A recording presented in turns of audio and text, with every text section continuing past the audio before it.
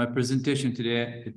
I'm very happy to include diabetic foot in diabetes conference because in the past they don't consider diabetic foot as one of the complications. Recently, we start to see diabetic foot complication included in vascular conference, in endocrinology and diabetes conference, which is a good sign, and that's mean increased awareness of diabetic foot. This is our team in Qasim. We established a multidisciplinary team approach for diabetic foot management in Qasim. I'm so proud to have my team with a good outcome for our patients. If you are interested to read about surgical treatment of diabetic foot and ankle, this is a good book to have. And this is the author, he's my fellowship director, is the author of the book. And also I contribute as a chapter in this book. If you're interested, it's a good book to have. Diabetic foot in numbers. As you know, diabetic foot disorder are a major source of morbidity and leading cause of hospitalization. One of the most common complications of diabetes is lower extremity. In lower extremity is diabetic foot ulcer. I think diabetic foot complication is underestimated in our country. That's why the percentage of major amputation is still high. About 15% of the patient with the diabetes, they will develop ulceration during the course of their disease. 85% of diabetic-related amputation is started as an ulcer. So we can prevent about 85% of diabetes-related amputation if we just manage diabetic ulcer in the right way. As you know, death related to diabetic foot ulcer and diabetic foot ulcer related to amputation equal or exceed death from prostate cancer, breast cancer, and Hodgkin lymphoma combined. And still we see that awareness about breast cancer more than diabetic foot ulceration and amputation related to diabetes. As we talk, every 20 seconds, there is a limb amputation, amputated during in the world. So why do we fight a major amputation? We fight major amputation because 50% of the patient, they will develop ulceration in the contralateral limbs. 50% of the patient, they will end up with a major amputation of other limbs. In addition to that, the patient with a major amputation, they will develop psychological and increased heart issue and cardiac complications. That's why we try to save the patient limbs instead of doing amputation. As you go proximal, you increase risk of complication. So why are diabetic patients are prone to foot ulcers? There is a general factors and there is a local factors. General factors due to uncontrolled diabetes, duration of diabetes, presence of peripheral vascular disease, blindness due to diabetes, end-stage renal disease or chronic kidney disease, and the patient age. This is the general factors. Local factors, peripheral neuropathy, structural foot deformity. Shoes is really important. 50% of diabetic foot ulceration in Saudi Arabia related to shoes type. Callus, which indicate peripheral neuropathy and increased pressure in certain area. History of previous amputation or ulceration. Prolonged elevated pressure, which appears like as a callus. Limited joint mobility, which increased risk of Charcot foot deformity. Contributing factor leading to diabetic foot ulceration. As we mentioned earlier, neuropathy, trauma, and vascular disease. All these factors lead to diabetic foot ulceration, and eventually this patient, they will end up with amputation. So that's when we treat diabetic foot, we have to consider neuropathy. We have to manage neuropathy. We have to protect the diabetic patient from trauma, and also we have to manage their vascular disease. Diabetic foot assessment. This is really important for the general practitioner, for family medicine, and for endocrinologists, even for the nurses who are interested in diabetic foot. So usually we start our assessment with the history. You ask about general history and then focus history. Local extremity diabetic foot exam is our exam is different. Here we start with the dermatological exams. So you have to pay attention to all this area because this is indicate increased pressure area. If you leave it and if you don't treat it, the patient will end up with the ulceration and then they will end up with amputation. So if you see this sign, that patient at risk for developing ulceration. Also, most of the time you see maceration or whitish material between the toes. If we neglect this, most of the patient, they will develop cellulitis and then eventually they will end up with the amputation.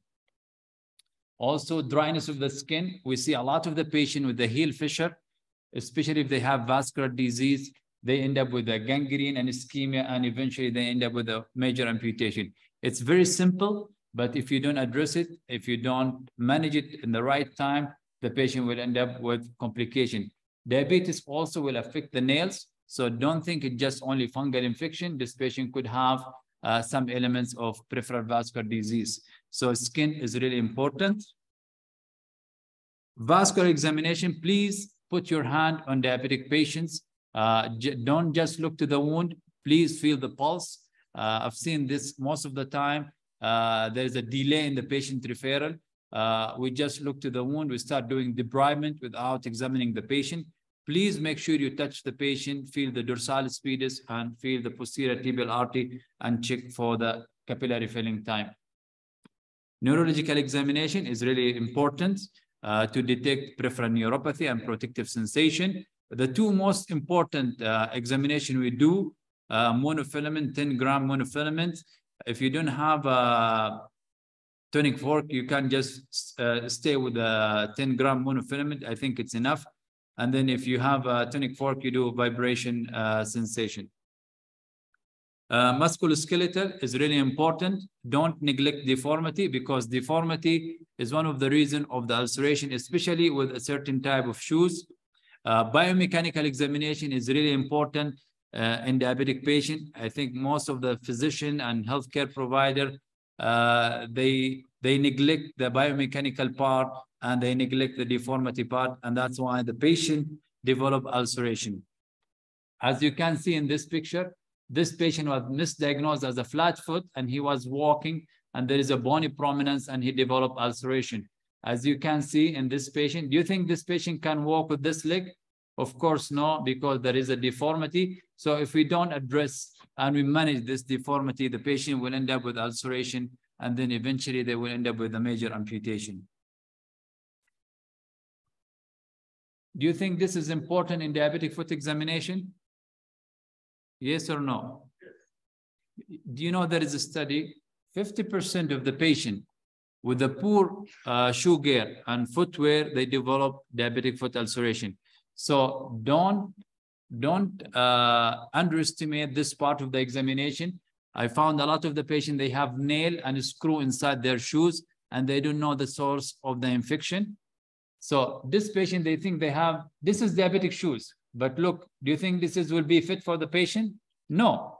So we have to examine the diabetic shoes, make sure there is no foreign body, make sure it's the right shoes for the patients. So in Qasim area, in diabetic foot center area, in diabetic foot center in Qasim area, because we talk about with the primary health care and the general practitioner, they say we don't have time to examine our patient because we have a lot of patients. So we came up with this flow chart, which is very simple for all the diabetic patients. I need you just to ask to do 4 steps. 1, ask if the patient has history of ulcer or amputation. Yes or no? Yes, then refer the patient to the foot screening clinic. If it's no, and then you go to the 2nd step, look if there is any deformity or any nail changes. If there is yes, and then you send the patient to the foot screening clinic. If absent, and then you go to the next step. Please touch the patient. I don't want you to do full vascular examination, just feel for the dorsalis pedis.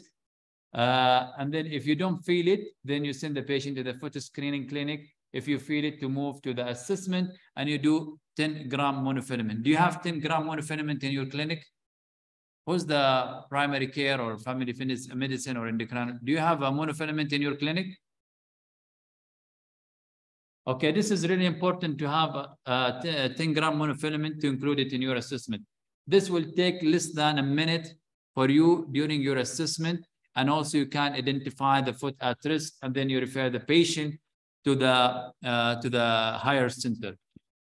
This is with the help of my colleague, Dr. Hassan Siddiqui and Dr. Turk al-Muqbil. Once the patient referred to diabetic foot screening clinic, so this is, we build up this sheet. So ask, look, feel, assess, and decide. So once the patient moves to the foot screening clinic, they will have more advanced examination and more advanced assessment. And then at the end of the assessment, they will decide if the patient needs to go to vascular, or they need to go to diabetic foot surgeon, or they need to go to orthopedic or a plastic surgeon. So after you finish your chart, so you have to decide in which category is your patient. 0, the ulcer risk very low, no history of loss of protective sensation, no peripheral vascular disease. So the patient need to follow up in your clinic once a year. If the patient, they have category 1, low risk of ulceration, they have loss of protective sensation or peripheral vascular disease, they need to see you in the clinic twice a year, every 6 months. And then if they are category 2, they consider moderate risk factor. They have loss of protective sensation plus peripheral arterial disease, loss of protective sensation plus deformity, peripheral vascular disease plus foot deformity. This patient, they need to come to the clinic every 2 to 3 months. And then the patient, category 3, they consider high risk for ulceration. So loss of protective sensation or peripheral vascular disease with 1 or more of the following: history of ulcer, lower extremity amputation or major amputation, or end-stage renal disease. Cornerstone of foot ulcer prevention, we have to identify the foot at risk. This should be done by primary care physician, general practitioner, endocrinologist, diabetologist. We cannot examine every single foot in the world. So it needs a multidisciplinary effort to identify the foot at risk to reduce major amputation in our country. So regular inspecting and examining the foot at risk, educate the patient, family, and healthcare professional. That's why we're presenting this lecture today. Ensure routine wearing of good footwear, treating risk factor for ulceration. So I put this picture intentionally to show you a late referral and presentation of the patient. So this patient was treated in one of the center, and they waited to the last minute, and then they sent the patient to us. Do you think, can I salvage this limb? Do you think this limb is salvageable? نقدر نحافظ على الرجل هذه? This is too late, so we cannot salvage this limb. Another example of late presentation, this patient came with a wet gangrene, okay, late stage end-renal disease. If we identify the patient at the beginning, we could save his limb. Another example, they start doing debridement without checking the vascularity, and the patient have ischemic and infected necrotic wound.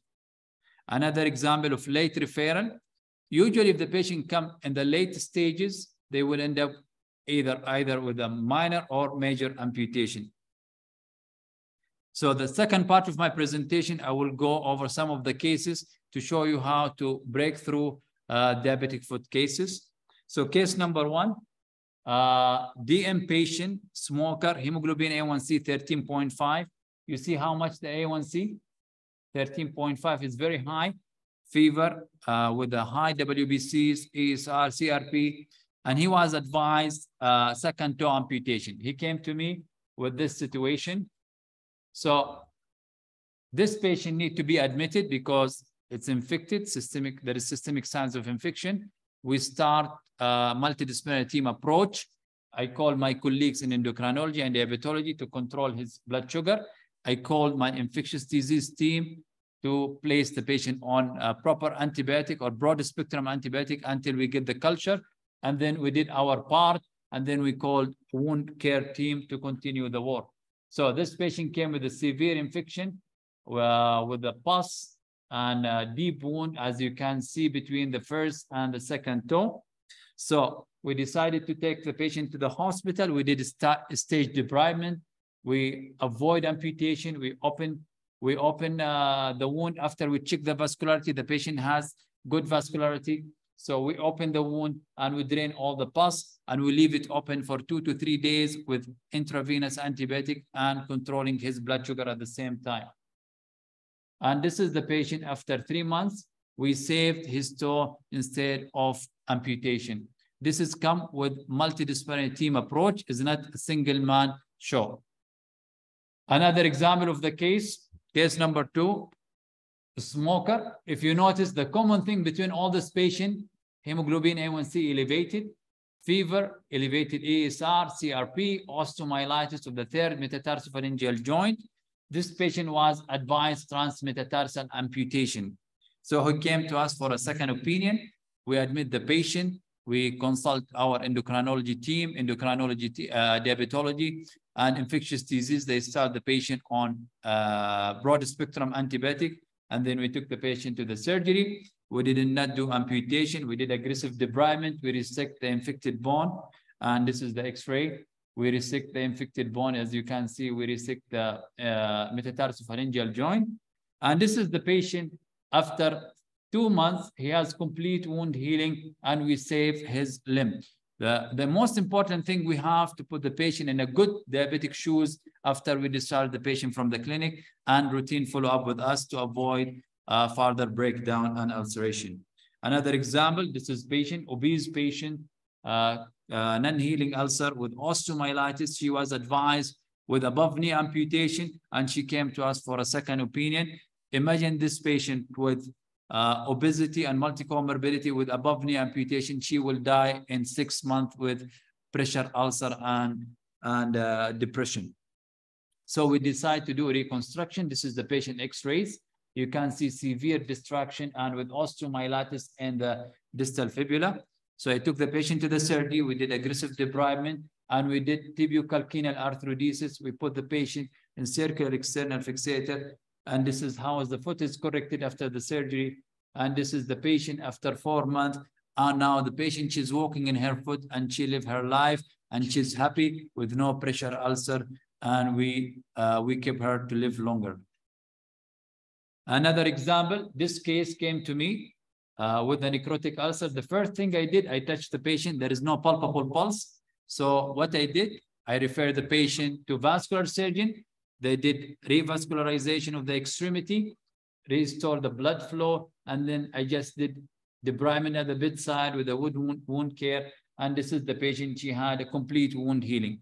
If I delay my management and referral to the vascular surgeon, the patient could lose his toe.